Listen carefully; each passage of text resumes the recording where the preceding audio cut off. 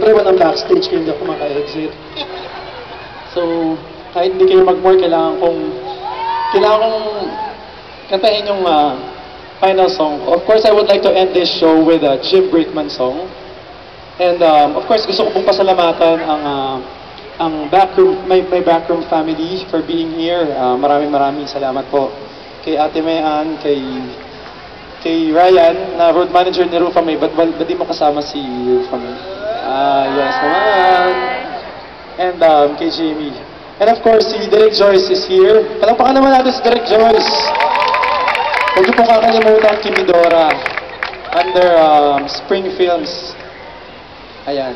Maraming salamat po. Anyway, again, maraming salamat for coming tonight. And abangan niyo po yung concert namin ni Mr. Jim Brickman come October. Ayan. Kaya po, sana po ay makapunta po kayo. Anyway, maraming salamat, Eastwood City. Thank you so much. Sa lahat po ng members ng press, thank you. Palakpakan po ulit natin, Mr. Homer Flores.